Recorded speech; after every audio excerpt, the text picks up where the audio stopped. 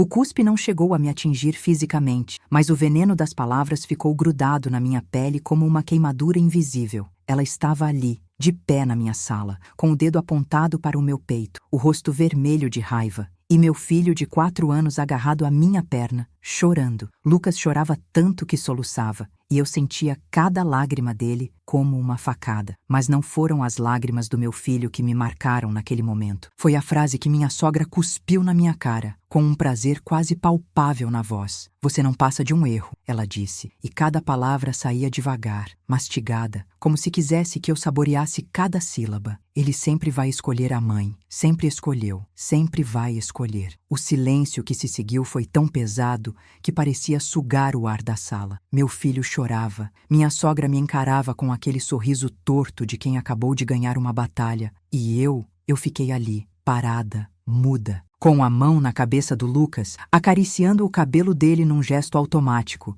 enquanto algo dentro de mim rachava. Não era a primeira vez que ela me humilhava. Também não seria a última, ou assim eu pensava. Mas havia algo diferente naquele momento. Algo no jeito que ela olhou para o meu filho, no jeito que usou a dor dele como arma contra mim. Ela tinha acabado de transformar meu casamento numa competição e tinha anunciado, na frente do meu filho, que eu já havia perdido. Senti minhas pernas tremerem, mas me forcei a ficar de pé. A sala parecia menor de repente, as paredes se fechando, e eu podia sentir o cheiro forte do perfume dela, aquele perfume caro e enjoativo que ela usava em excesso, misturado com o cheiro de raiva que emanava dela. Era quase físico, quase palpável. Meu coração batia tão forte que eu tinha certeza de que ela podia ouvir, mas mantive meu rosto neutro. Anos de prática me ensinaram a esconder o que sentia. A briga tinha começado por algo pequeno, ridículo até. Eu tinha dito que não poderíamos ir ao almoço dela no domingo porque Lucas tinha uma festa de aniversário de um coleguinha. Simples assim. Uma festa de criança, com bolo, palhaço, aquelas coisas que crianças amam e que fazem parte da infância. Mas para Dona Helena, minha sogra, aquilo foi um insulto pessoal. Como se eu tivesse dito que a festa de uma criança de 4 anos era mais importante que ela. E talvez fosse mesmo. Ela ligou para Rafael, meu marido, e fez aquela voz que eu já conhecia tão bem. Aquela voz chorosa, trêmula, de mártir incompreendida. Eu estava na cozinha preparando o almoço quando ouvi o telefone de Rafael tocar. Vi o nome dela na tela e já senti meu estômago apertar. Ele atendeu no quarto, mas eu ouvia os fragmentos da conversa. As pausas longas onde ela falava, os suspiros pesados dele, e quando ele saiu do quarto e veio até a cozinha, eu já sabia o que vinha. Rafael tinha chegado em casa tenso, com o maxilar travado, aquele pequeno músculo que pulsava na lateral do rosto quando ele estava nervoso. Ele me olhou com aqueles olhos que eu amava, mas que ultimamente só me traziam decepção, e me disse que precisávamos conversar. Conversar, no vocabulário dele, significava que eu precisava ceder. Eu conhecia o script de cor. Ele diria que era só um almoço, que não custava nada fazer a mãe dele feliz, que eu estava sendo egoísta, que família vem em primeiro lugar. E eu cederia, como sempre cedia, porque era mais fácil do que aguentar a guerra fria que vinha depois. Os dias de silêncio, as respostas monossilábicas, o jeito que ele se afastava quando eu tentava tocar nele. A culpa que se acumulava dentro de mim até eu não aguentar mais e pedir desculpas por algo que eu nem tinha certeza se era meu erro. Mas daquela vez eu disse não. Não com raiva, não com drama, apenas não. Lucas já tinha confirmado presença na festa, a mãe do aniversariante já tinha contado com ele para os docinhos, para as brincadeiras. Meu filho tinha falado sobre aquela festa durante uma semana inteira. Estava ansioso, feliz. E eu não ia arrancar essa alegria dele só porque minha sogra não aceitava que o mundo não girava em torno dela. Rafael ficou vermelho. Passou a mão nos cabelos com força, aquele gesto de frustração que eu conhecia tão bem. "Você não entende?", ele disse, e a voz dele estava tensa, controlada. "Minha mãe está magoada. Ela sente que você está afastando Lucas dela, que você inventa desculpas para não ir nas coisas da família." "Não são desculpas, Rafael", eu respondi, tentando manter minha voz firme. "É a vida do nosso filho. Ele tem amigos, tem compromissos, tem uma infância que não pode girar só em torno das vontades da sua mãe." Ele cerrou os punhos, respirou fundo. Você sempre faz isso, ele disse. Sempre arruma um jeito de complicar as coisas simples. É só um almoço. Por que você não pode só ceder? Por que tem que ser sempre tão difícil? E ali estava, a acusação que sempre vinha. Eu era a difícil, eu era a complicada, eu era a que não cedia, a que não se esforçava, a que não amava a família dele o suficiente. Senti as palavras subindo na minha garganta, todas as coisas que eu queria gritar, todas as vezes que eu tinha cedido, me curvado, desaparecido para fazer essa família feliz. Mas engoli tudo e disse apenas: não vamos no domingo, pode ser no sábado, pode ser na segunda, mas domingo não. Ele saiu batendo a porta e eu fiquei ali, na cozinha com as mãos tremendo, olhando para a comida que esfriava no fogão, sentindo meu casamento desmoronar aos poucos, um não de cada vez. 30 minutos depois, Dona Helena estava na minha sala. Sem avisar, sem ligar, simplesmente apareceu. Tocou a campainha com insistência, aquele toque irritante e prolongado que já anunciava a tempestade. Eu estava trocando Lucas, que tinha se sujado brincando no quintal, quando ouvi. Meu coração disparou. Eu sabia quem era antes mesmo de olhar pelo olho mágico. Respirei fundo, tentei me acalmar e abri a porta. Ela entrou como um furacão. Nem esperou eu convidar. Simplesmente entrou, empurrando a porta com o ombro, com aquela bolsa enorme pendurada no braço, os olhos já procurando defeitos pela casa. Sempre fazia isso. Entrava e vasculhava visualmente, procurando algo para criticar. Um quadro torto, uma mancha no sofá, um brinquedo fora do lugar. Qualquer coisa servia de munição. Lucas estava no chão da sala, brincando com seus carrinhos, montando uma pista imaginária que ocupava metade do tapete. Quando viu a avó, ele sorriu, inocente, e disse: oi, vovó. Mas ela passou por ele sem nem olhar, sem nem dar bom dia, sem aquele abraço exagerado que ela normalmente dava quando tinha plateia. Foi direto para cima de mim. Então é assim que você educa meu neto? Ela começou. E a voz dela já estava 2 tons acima do normal, aquele volume que ela usava quando queria intimidar. Ensinando ele a desrespeitar a avó? Ensinando ele que uma festinha de criança qualquer é mais importante que família? Eu tentei explicar, tentei manter a calma, usar aquela voz suave que eu sempre usava com ela, aquela voz de nora comportada que nunca funcionava, mas que eu teimava em usar, como se repetição pudesse mudar resultado. Dona Helena, não é desrespeito, é que o Lucas já tinha confirmado presença, ele está muito animado e... Ela me cortou com um gesto brusco da mão. Não me interessa o Lucas, me interessa que você está afastando meu filho de mim.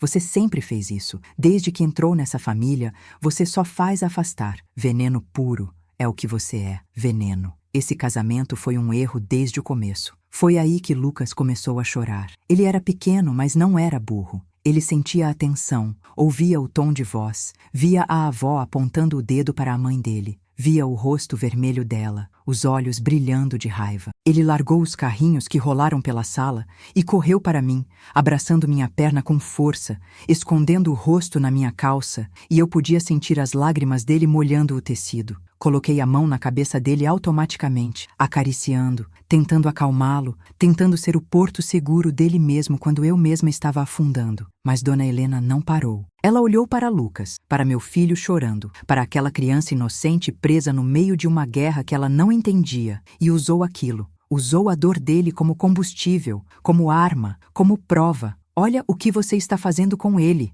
ela disse, e a voz dela era puro veneno disfarçado de preocupação. Aquele tom que ela usava tão bem, como se estivesse genuinamente preocupada, quando na verdade estava apenas atacando. Você está deixando esse menino ansioso, neurótico. Tudo porque você não consegue ser uma boa esposa, uma boa nora, uma boa mãe. Cada palavra batia como um martelo. Boa esposa, boa nora, boa mãe. Como se eu tivesse falhado em todas essas coisas, como se minha existência fosse uma falha completa, um erro que precisava ser corrigido ou apagado. Senti minha garganta apertar, as lágrimas queimando atrás dos meus olhos, mas me recusei a deixá-las cair. Não ia dar esse gosto para ela. Não ia mostrar fraqueza. Não ia confirmar tudo o que ela dizia sobre mim. E então veio a frase que eu nunca esqueceria, que eu carregaria como uma cicatriz invisível, que mudaria tudo. Você não passa de um erro. Ele sempre vai escolher a mãe. Sempre escolheu. Sempre vai escolher. E ela sorriu. Sorriu olhando para mim, segurando meu filho. Sorriu vendo as lágrimas que eu segurava com tanta força que minha garganta doía, que meu peito ardia. Sorriu porque achou que tinha ganhado, porque achou que tinha me destruído completamente, porque achou que finalmente tinha me colocado no meu lugar, me feito entender que eu nunca seria parte daquela família, nunca seria aceita, nunca seria boa o suficiente. Eu não respondi. Não porque não tivesse o que dizer, mas porque havia algo mudando dentro de mim, algo quebrando, sim, rachando como vidro sob pressão, mas também algo se reorganizando, como quando você quebra o braço e ele precisa ser recolocado no lugar, doloroso mas necessário. Eu tinha passado 5 anos do meu casamento tentando ser boa o suficiente para ela, 5 anos me esforçando, cedendo, engolindo humilhações, fingindo que não doía, sorrindo quando queria chorar. 5 anos acreditando que se eu fosse paciente o suficiente, se eu fosse gentil o suficiente, se eu fosse perfeita o suficiente, ela acabaria me aceitando. Mas ali, naquele momento, com meu filho chorando e minha sogra sorrindo, eu entendi algo. Uma clareza fria, cortante, que atravessou toda a dor. Ela nunca ia me aceitar. Não importava o que eu fizesse, não importava o quanto eu me curvasse, o quanto eu desaparecesse, o quanto eu me anulasse. Para ela, eu sempre seria o erro, a intrusa, a mulher que roubou o filho dela, a ameaça à dinastia perfeita que ela tinha construído na cabeça dela. E eu estava cansada de tentar provar o contrário. Dona Helena, eu disse, e minha voz saiu mais baixa do que eu esperava.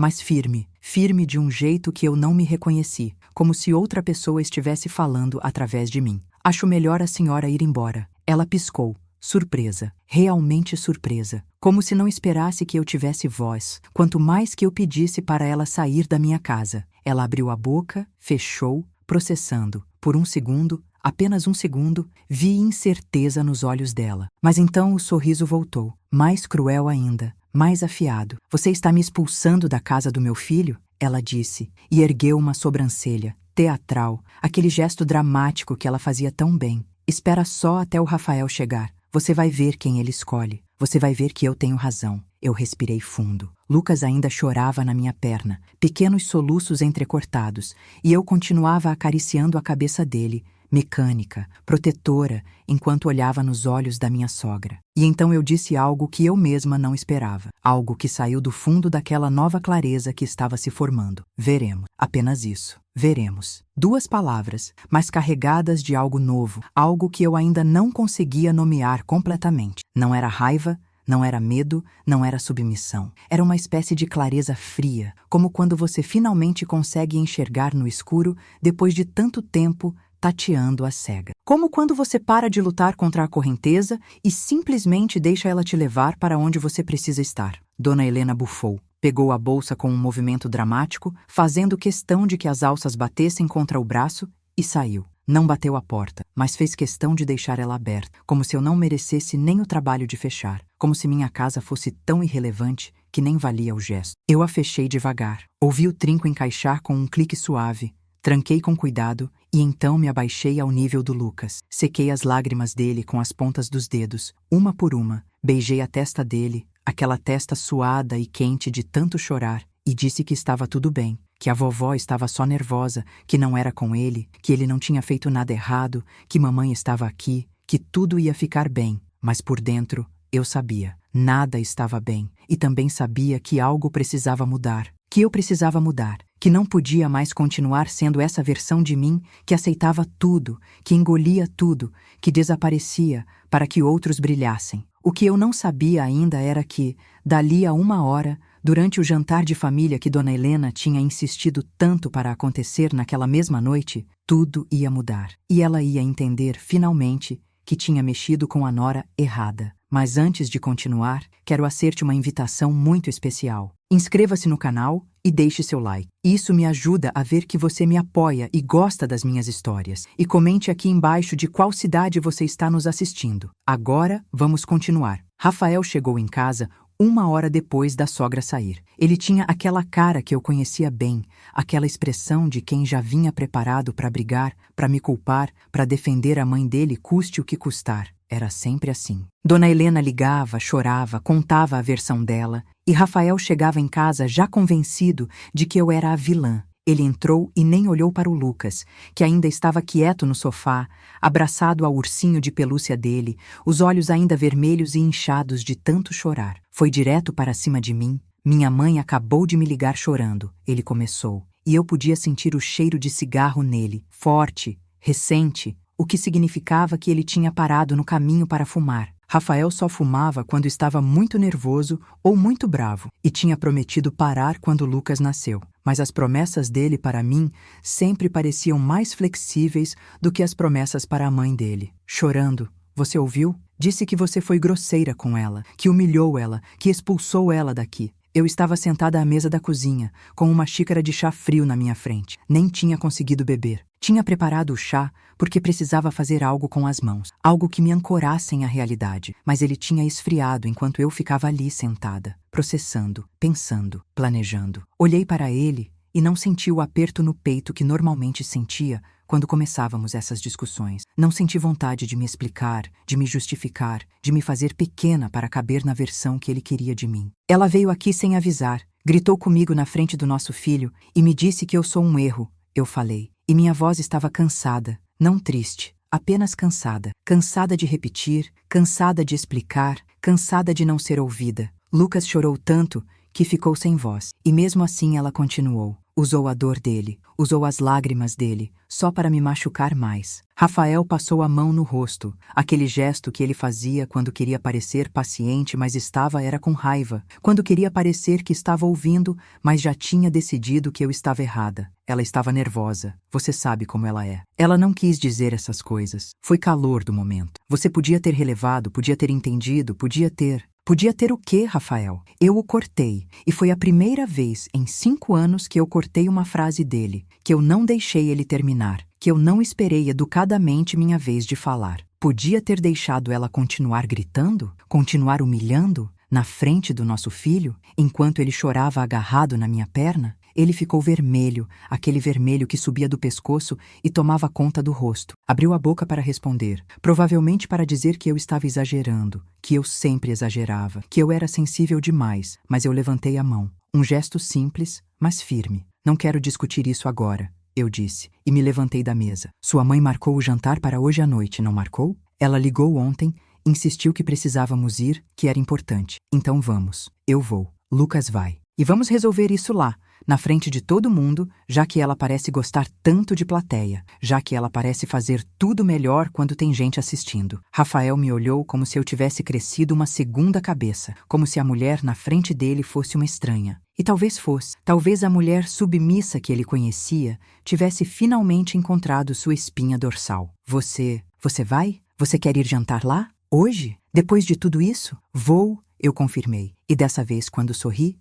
foi diferente. Não foi um sorriso triste, não foi um sorriso de rendição, não foi aquele sorriso que eu usava para apaziguar, para acalmar, para fazer as pessoas se sentirem melhor. Foi um sorriso pequeno, mas tinha algo nele, algo determinado, algo que nem eu entendia completamente ainda, mas que estava crescendo, se fortalecendo, algo que parecia muito com coragem. Às 7 da noite, estávamos na casa da minha sogra, a casa que sempre me fazia sentir pequena, com seus tetos altos, seus móveis caros, suas fotos de família onde eu nunca aparecia. A mesa estava posta com aquela perfeição irritante que ela sempre exibia. Toalha branca sem uma ruga, passada a ferro com vincos perfeitos, louças caras que ela tinha herdado da mãe dela, arranjo de flores no centro que devia ter custado mais que meu salário semanal. Tinha comida suficiente para alimentar um pequeno exército. Tudo feito por ela, é claro, porque Dona Helena fazia questão de mostrar que era a matriarca perfeita, a mãe perfeita, a dona de casa perfeita. Nenhuma nora chegava perto, nenhuma nora jamais chegaria. Estavam lá meu cunhado Marcelo, com aquele jeito quieto e diplomático que ele tinha desenvolvido para sobreviver àquela família,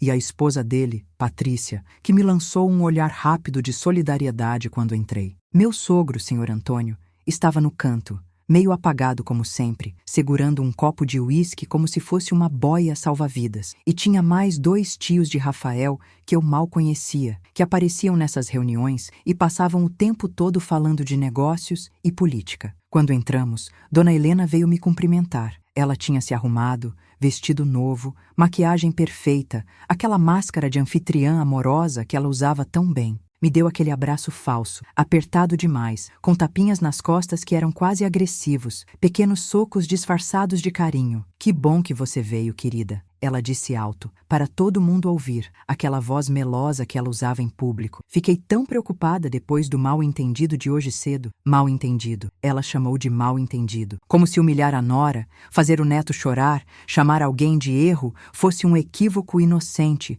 um tropeço comunicacional, um desencontro de interpretações. Eu sorri de volta. Aquele sorriso que eu tinha aperfeiçoado nesses 5 anos, o sorriso que escondia tudo, que parecia genuíno para quem não conhecia, mas que por dentro era vazio. Imagina, Dona Helena. Estamos aqui, não estamos? É o que importa. Ela apertou meu braço com força, os dedos fincando na minha pele, e aquilo ia deixar marca, eu sabia. Sussurrou baixo, só para eu ouvir, com o rosto ainda sorrindo para os outros. Espero que você tenha aprendido a lição. Espero que saiba se comportar hoje. E então soltou e se virou, toda sorrisos, toda gentileza teatral, para cumprimentar Lucas e Rafael. Meu netinho lindo, ela disse, ajoelhando na frente do Lucas, e agora a voz dela era genuinamente carinhosa. Vem dar um abraço na vovó. Vovó te ama tanto. Lucas olhou para mim, inseguro, e eu assenti. Ele abraçou a avó rapidamente, sem o entusiasmo de sempre, e então voltou para perto de mim.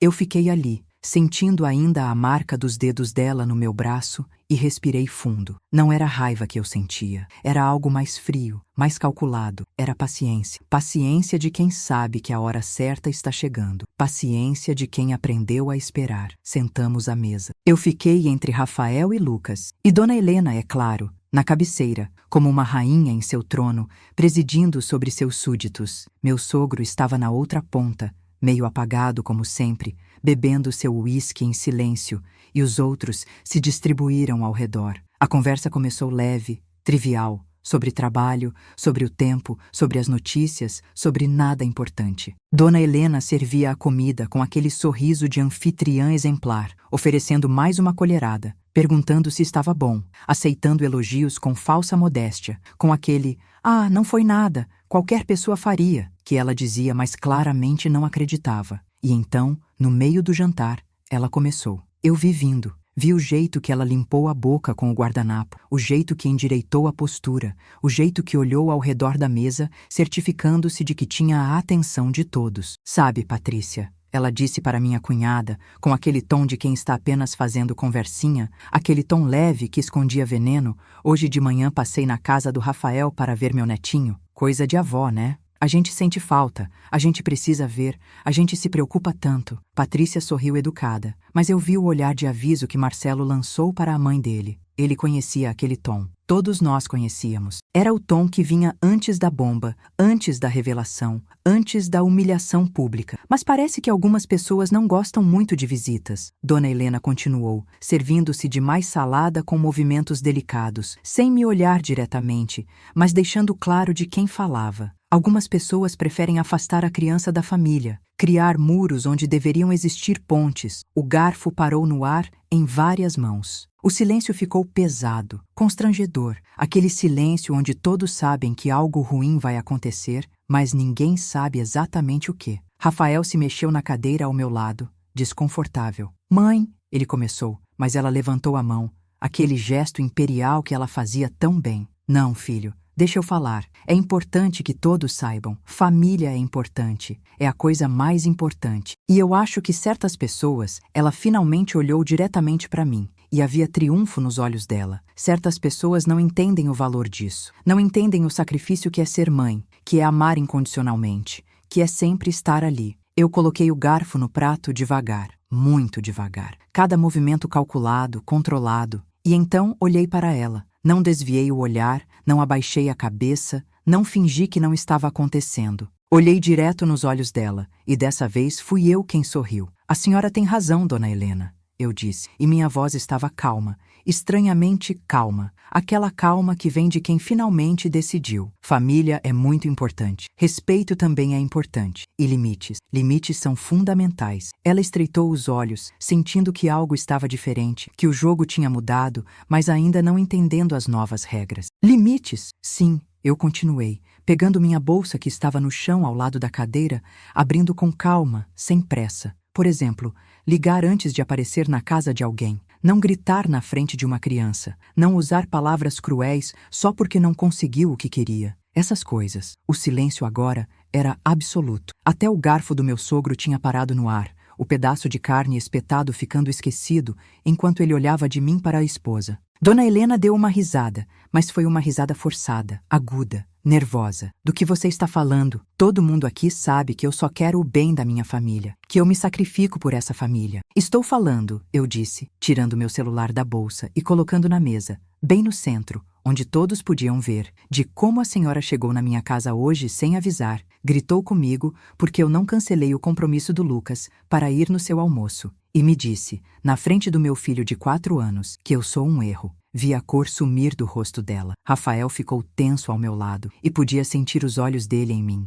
Meu cunhado olhava da mãe para mim, incrédulo. Os tios pararam de mastigar. Na verdade, eu falei, e minha voz continuava calma, quase gentil, olhando para todos à mesa. Desde que as coisas começaram a ficar mais complicadas, desde que percebi que minha versão dos fatos nunca era acreditada, eu tenho gravado algumas conversas. Não por maldade, não por vingança, mas por sanidade mental mesmo. Porque quando você é chamada de louca, de paranoica, de exagerada tantas vezes, você começa a duvidar da própria memória. Você começa a pensar que talvez o problema seja você. Que talvez você esteja realmente ficando louca. Você estava me gravando? Dona Helena rosnou, e toda a máscara de anfitriã gentil tinha caído, revelando o rosto vermelho, os olhos brilhando de raiva e pânico. Como você ousa? Como você se atreve a invadir minha privacidade? Nossa privacidade, eu corrigi suavemente. As conversas eram entre nós duas, e eu só gravei porque precisava ter certeza de que não estava imaginando as coisas, de que realmente estava sendo tratada do jeito que achava que estava sendo tratada. Toquei no celular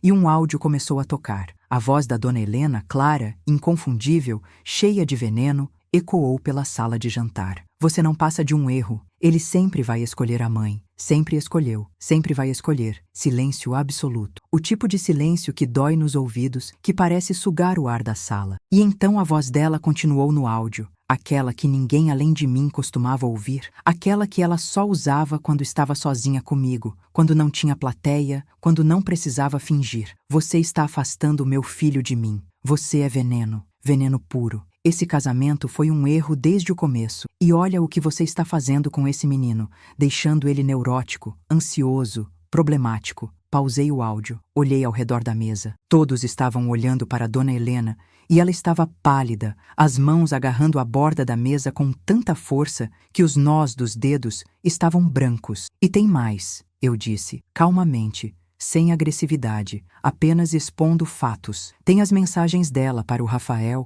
manipulando, criando intrigas, distorcendo situações. Tem os áudios onde ela me liga e diz uma coisa, e depois liga para ele e diz outra completamente diferente. Tem 5 anos disso. 5 anos de eu aguentando, calada, porque eu achei que se eu fosse paciente o suficiente, se eu me curvasse o suficiente, se eu desaparecesse o suficiente, ela ia acabar me aceitando. Mas hoje, na frente do meu filho, eu entendi que nunca vai ser suficiente. Porque o problema nunca foi eu. O problema nunca foi o que eu faço ou deixo de fazer. Olhei diretamente para ela. O problema é que eu existo. E para você, isso já é demais. Dona Helena tentou falar, a boca abrindo e fechando, mas nenhum som saía. Olhei para Rafael. Ele estava branco, olhando da mãe para mim como se não soubesse onde pisar, como se o chão tivesse desaparecido debaixo dele. Você sempre me pediu para relevar, eu disse a ele, e minha voz finalmente tremeu. Só um pouco, apenas um pequeno tremor que revelava toda a dor acumulada. Para ter paciência,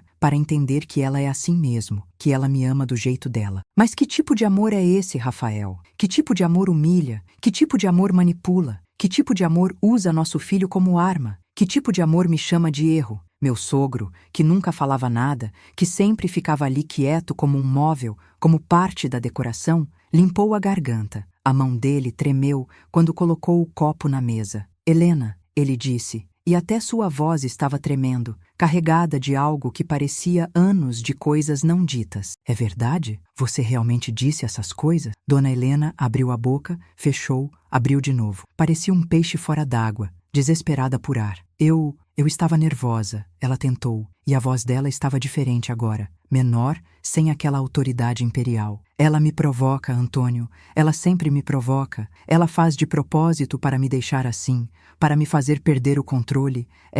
Eu não provoco, Eu a cortei, e minha voz estava firme de novo. Aquela firmeza que vem de quem finalmente encontrou sua verdade. Eu tentei fazer parte dessa família. Tentei ser a nora que você queria. Aprendi suas receitas, decorei os nomes de todos os parentes distantes, sorri quando queria chorar, me curvei quando queria gritar, mas nunca foi sobre o que eu fazia ou deixava de fazer. Sempre foi sobre você não aceitar que seu filho tem uma vida própria, uma esposa, um filho, e que essa vida não gira em torno de você. Não pode girar. Não é saudável que gire. Marcelo, meu cunhado, soltou um suspiro longo, pesado, carregado. Mãe, ele disse, e havia uma mistura de cansaço e decepção na voz dele, algo que parecia ter sido segurado por anos. Você precisa parar com isso. Você precisa realmente parar. Todos na mesa viraram para ele surpresos. Marcelo sempre foi o filho silencioso, o diplomata, o que mantinha a paz. Patrícia também passa por isso, ele continuou, olhando para a esposa,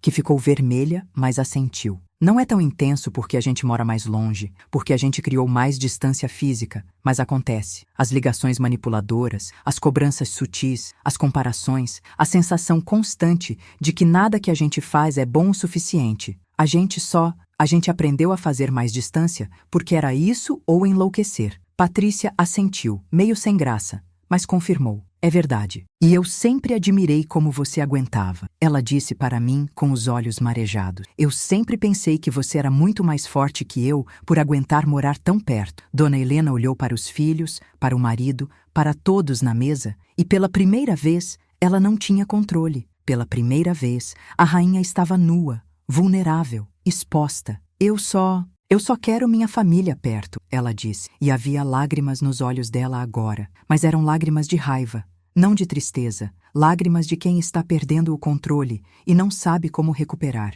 Isso é errado? É errado uma mãe querer seus filhos perto? Não, eu disse. E minha voz era quase gentil, porque no fundo eu entendia a dor dela, mesmo que não desculpasse os métodos. Não é errado querer sua família perto. Errado é achar que você pode destruir a paz de outras pessoas para ter o que quer. Errado é chamar sua nora de erro na frente do neto dela. Errado é tentar fazer seu filho escolher entre a mãe e a esposa, como se amor fosse uma competição, como se existisse quantidade limitada de amor no mundo. Levantei da mesa, devagar, com dignidade. Peguei Lucas, que estava quieto, assustado com tudo aquilo, processando o que uma criança de 4 anos não deveria ter que processar. Eu vou para casa, eu disse. Lucas precisa dormir. Ele teve um dia muito difícil, muito assustador para uma criança. E eu preciso de paz. Preciso de um lugar onde eu possa respirar sem sentir que estou pisando em ovos. Olhei para Rafael. Se você quiser vir, a porta está aberta. Se quiser ficar e processar tudo isso com sua família, também respeito. Mas a escolha é sua, e dessa vez é realmente sua, sem manipulação, sem pressão, sem lágrimas de chantagem. Eu não sou mais um erro que você precisa corrigir ou esconder. Eu sou sua esposa, a mãe do seu filho, e mereço respeito. Se você não consegue me dar isso, se sua mãe é mais importante que a dignidade da sua esposa, então talvez a gente precise repensar muita coisa. Talvez precise repensar tudo. Saí. Coloquei Lucas no carro, prendi o cinto dele com cuidado, beijei a testa dele. Minhas mãos tremiam quando coloquei a chave na ignição. Meu coração batia tão forte que eu podia sentir a pulsação no pescoço. Mas pela primeira vez em 5 anos, eu não estava com medo. Eu estava leve, tinha colocado tudo para fora, tinha me defendido, tinha mostrado quem eu realmente era. E se aquilo tivesse custado meu casamento, pelo menos eu ainda teria minha dignidade. Pelo menos eu poderia olhar no espelho e reconhecer a mulher refletida. Cheguei em casa,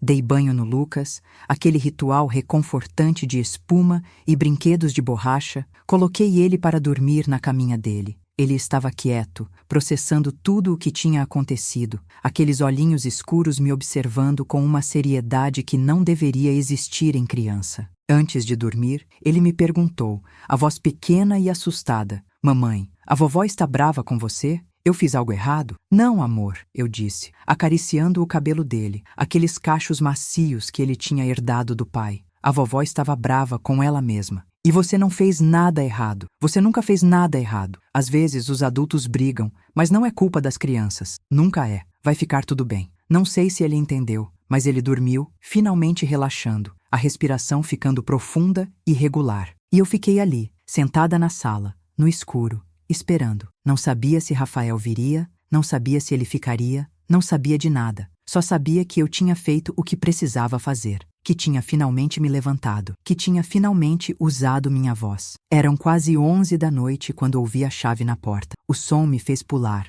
o coração acelerando novamente. Rafael entrou, devagar, como se estivesse entrando em território desconhecido. Estava com a cara cansada, os olhos vermelhos, a gravata afrouxada. Ele sentou no sofá ao meu lado, mantendo uma pequena distância, e ficou muito tempo em silêncio. Um silêncio pesado, mas diferente dos silêncios de antes. Este tinha pensamento, tinha processamento, tinha algo mudando. Finalmente ele falou, a voz rouca. Você estava certa. Eu olhei para ele surpresa. Não era o que eu esperava ouvir. Depois que você saiu, ele continuou, passando a mão nos cabelos várias vezes. Nervoso, minha mãe surtou completamente. Começou a chorar, a gritar, tentou culpar você por tudo, tentou fazer todo mundo virar contra você, tentou pintar você como a vilã manipuladora. Mas meu pai, pela primeira vez na vida que eu me lembro, bateu o pé. Levantou da mesa, colocou o copo no balcão com força e disse que era para ela parar, que aquilo tinha ido longe demais, que ele estava envergonhado, que não reconhecia mais a mulher com quem tinha casado. E aí meu irmão começou a falar, e Patrícia, e de repente todo mundo estava falando sobre coisas que sempre souberam, mas nunca disseram. E eu fiquei ali sentado, ouvindo, e comecei a pensar em tudo que você disse. Em todas as vezes que eu pedi para você relevar, para você ter paciência, para você ser a pessoa maior. Em todas as vezes que eu escolhi não ver o que estava na minha frente, porque era mais fácil fingir que estava tudo bem. Ele passou a mão nos cabelos de novo, um gesto de frustração e arrependimento. Eu falhei com você, ele disse, e a voz dele quebrou um pouco. Falhei tanto. Deixei minha mãe te humilhar. Deixei ela te fazer se sentir pequena, invisível, como se você não importasse. E te pedi para continuar sorrindo, para continuar aceitando, para continuar sendo paciente, porque era mais fácil do que confrontar ela, porque eu não queria aceitar que minha mãe, que ela é assim, que ela machuca, que ela sempre machucou. Eu não disse nada, só escutei, dando a ele o espaço que ele precisava. Não vou pedir para você perdoar ela. Rafael continuou, olhando para as próprias mãos. Nem vou pedir para você perdoar eu, porque eu sei que não mereço perdão assim, tão fácil, tão rápido. Só quero que você saiba que daqui para frente eu vou fazer diferente. Vou estabelecer limites reais, não só falar deles. Vou proteger você, vou proteger nosso filho. Vou ser o marido que prometi ser quando a gente casou. Não o filho obediente que sempre fui, porque você tinha razão. Amor não é competição, e família não é sobre aguentar abuso em silêncio. Família é sobre respeito, sobre cuidado, sobre fazer as pessoas se sentirem seguras. Ele me olhou e havia lágrimas nos olhos dele, lágrimas reais que escorriam devagar. Você não é um erro. Você nunca foi. Você é a melhor coisa que já me aconteceu. E eu sinto muito, tanto, por ter deixado você acreditar que era qualquer coisa menos isso. Por ter deixado minha mãe plantar essa dúvida em você. Eu sinto muito. Eu respirei fundo, sentindo o peso de 5 anos começando a se mover. Ainda doía. Doía demais. 5 anos não apagam com um pedido de desculpas, não desaparecem com lágrimas, mas era um começo, um ponto de partida. Eu aceito suas desculpas, eu disse lentamente, escolhendo cada palavra, mas você precisa entender que isso não é só sobre hoje. Não é sobre essa briga, essa discussão, esse jantar. É sobre reconstruir confiança. É sobre você realmente me defender, não só em palavras bonitas, mas em ações consistentes. É sobre você ser meu parceiro, não o filho da sua mãe que tem uma esposa de acessório. É sobre você escolher nossa família, a família que a gente construiu, não a família que você nasceu, porque eu vou ser mãe também um dia, e preciso saber que você não vai deixar Lucas passar pelo que você passou, que você não vai criar um filho que acha que precisa escolher entre a mãe e a esposa. Eu entendo, ele disse, e vi determinação nos olhos dele, algo que não via há muito tempo. E vou provar, todos os dias, se precisar. Quantos anos forem necessários, vou reconstruir isso, vou reconquistar sua confiança. Olhei para ele e vi algo que não via há muito tempo. Vi o homem que eu tinha me apaixonado, antes da sogra, antes de toda essa guerra silenciosa, antes das escolhas impossíveis e dos silêncios dolorosos. E decidi dar uma chance, não porque ele merecia, Não porque era fácil, mas porque eu queria. Porque eu tinha lutado tanto pela minha dignidade que agora podia escolher lutar também pelo meu casamento se ele valesse a pena. E pela primeira vez em muito tempo, eu tinha a esperança de que valesse. Os meses que se seguiram foram de ajuste, de reconstrução lenta e cuidadosa. Rafael manteve a palavra. Estabeleceu limites claros, firmes, com a mãe dele. Disse que ela não podia mais aparecer sem avisar, que não podia mais falar mal de mim, direta ou indiretamente, que se quisesse ter um relacionamento com Lucas, teria que respeitar a mãe dele, teria que me tratar com dignidade. Dona Helena resistiu, é claro. Chorou, fez escândalo, tentou manipular usando todas as táticas antigas, mas Rafael não cedeu. E lentamente, muito lentamente, ela começou a entender que as regras tinham mudado, que o jogo não funcionava mais do mesmo jeito. Não viramos melhores amigas, não passamos a tomar chá juntas, rindo de piadas, compartilhando confidências. Mas chegamos a um acordo civilizado, a uma convivência respeitosa. Ela aprendeu a morder a língua, a guardar os comentários venenosos, a não transformar todo encontro em campo de batalha. E eu aprendi que não precisava mais me curvar, não precisava mais ser pequena, não precisava mais aceitar migalhas de respeito como se fossem banquetes. Meu sogro, surpreendentemente, foi quem mais mudou. Ele pediu desculpas por anos de omissão. Disse que sempre soube, mas não teve coragem de intervir, que tinha vergonha de ter sido covarde por tanto tempo. Ele e eu começamos a ter uma relação melhor, mais honesta, mais real. E ele começou a segurar mais as rédeas com a esposa, a não deixar ela pisar em todo mundo, a ser o parceiro que ela precisava, não o espectador silencioso que ele tinha sido. Patrícia, minha cunhada, me ligou alguns dias depois do jantar. Disse que eu tinha sido corajosa, que ela desejava ter feito o mesmo anos atrás, que tinha admirado minha força. Viramos amigas de verdade, não aquelas cunhadas de fachada que só se veem em aniversários e fingem que se gostam. Conversávamos, desabafávamos, nos apoiávamos, e era bom ter alguém que entendia, que tinha vivido versões parecidas da mesma história. E Lucas voltou a ser a criança alegre que sempre foi, sem aquela tensão nos ombrinhos, sem aquele medo nos olhos, sem tensão em casa, sem brigas, sem sentir que precisava escolher entre a mãe e a avó, sem carregar peso que não era dele. Ele ainda vê a avó, mas em doses controladas, em ambientes neutros, e sempre comigo e Rafael por perto. E ela, com ele, é gentil. Talvez porque criança ainda tem o poder de trazer o melhor das pessoas. Ou talvez porque até ela entendeu que algumas linhas não podem ser cruzadas. Meu casamento não ficou perfeito. Casamento nenhum é. E quem diz que é, está mentindo ou iludido. Mas ficou verdadeiro, ficou honesto. Rafael e eu fomos para a terapia de casal, trabalhamos nossas questões, aprendemos a nos comunicar de verdade, não só a falar, mas a realmente ouvir. Aprendemos que amor é verbo, não sentimento, que é escolha diária, não promessa única. E hoje, 3 anos depois daquele jantar, eu posso dizer que valeu a pena lutar, que valeu a pena ficar, que valeu a pena reconstruir. Mas o mais importante não foi salvar meu casamento, por mais que eu ame Rafael, por mais que nossa família seja importante, foi salvar a mim mesma. Porque eu passei anos inteiros, me perguntando o que tinha de errado comigo, o que eu precisava mudar, consertar, melhorar para ser aceita, para ser amada, para ser boa o suficiente. Me olhava no espelho e via falhas, via inadequação, via erro. E naquele dia, naquela mesa de jantar, com meu celular na mão e minha voz finalmente firme, eu finalmente entendi. Não tinha nada de errado comigo. Eu só estava no lugar errado, tentando ganhar a aprovação da pessoa errada, medindo meu valor pela régua de quem nunca ia me achar suficiente. E quando eu parei de tentar ser boa o suficiente para ela e comecei a ser boa o suficiente para mim, tudo mudou. O mundo não mudou, as pessoas não mudaram magicamente, mas eu mudei, e isso mudou tudo. Hoje, quando eu olho no espelho, eu vejo a mulher que eu era antes de casar, mas mais forte, mais sábia, mais inteira. Eu vejo cicatrizes, sim, marcas de batalhas que eu não escolhi lutar, mas que me moldaram. Mas cicatrizes são provas de que você sobreviveu, não de que você foi destruída, que me ensinaram, que me fizeram crescer, que me fizeram entender que ser gentil não é ser fraco, que ser paciente não é ser capacho e que ter amor próprio não é ser egoísta, é sobrevivência. É necessidade básica,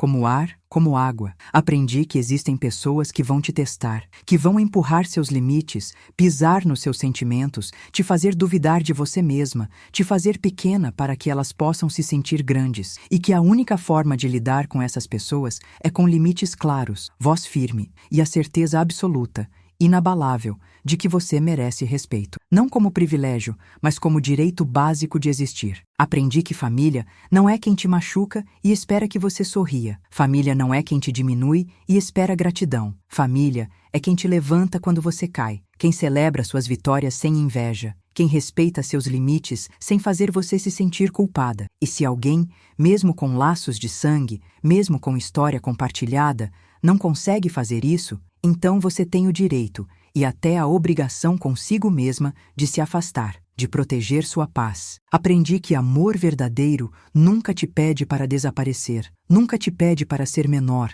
para se calar, para aceitar migalhas, para ser grata por sobras. Amor verdadeiro te vê, te ouve, te respeita, te celebra. E se alguém diz que te ama, mas te trata como se você não importasse, então essa pessoa não sabe o que é amor. Sabe controle, sabe posse, sabe manipulação. Mas amor? Amor de verdade? Não. E aprendi, principalmente, que nunca é tarde para recuperar sua voz. Que você pode ter ficado calada por anos, por décadas até. Mas enquanto houver vida, há chance de recomeçar, de se levantar, de olhar no espelho e gostar, realmente gostar, de quem você vê. Eu recuperei a minha aos 32 anos, depois de 5 anos de silêncio. Algumas pessoas recuperam aos 40, aos 50, aos 60, aos 70. Algumas nunca recuperam. E isso é a tragédia maior. Mas enquanto você respira, enquanto você acorda todo dia, há chance. Sempre há chance. Se você está lendo isso, se você se identificou com alguma parte da minha história, com qualquer fragmento dela,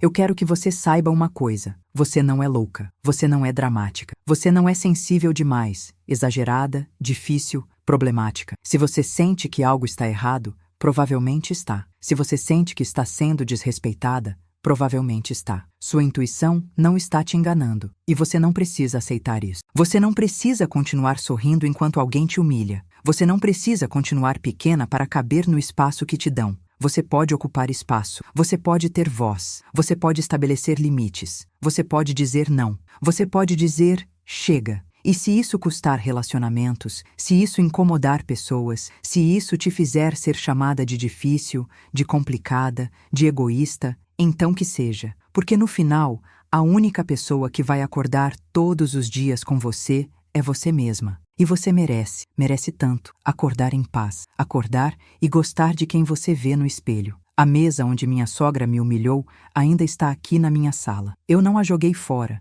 não a troquei, não a queimei em ritual catártico. Mas hoje, quando eu olho para ela, não vejo mais o lugar da minha humilhação. Não vejo mais o lugar onde fui chamada de erro. Vejo o lugar onde eu recuperei minha dignidade, onde eu falei minha verdade pela primeira vez em 5 anos, onde eu me levantei, literal e metaforicamente. E isso ninguém pode tirar de mim, nem minha sogra, nem ninguém. Eu não sou mais a nora que ela subestimou, aquela mulher pequena e silenciosa. Eu sou a mulher que aprendi a ser através do fogo, através da dor, através da superação. A mulher que carrego todos os dias com orgulho. A mulher que meu filho vai ver crescendo e que vai aprender, por meio de mim, que respeito não se pede, se exige, que amor próprio não é vaidade, não é egoísmo, é sobrevivência, é dignidade, e que às vezes a maior demonstração de força não é aguentar tudo em silêncio, não é ser forte no sentido de suportar tudo, é encontrar sua voz, é usar essa voz, é se levantar. Antes de me despedir, quero pedir algo muito especial.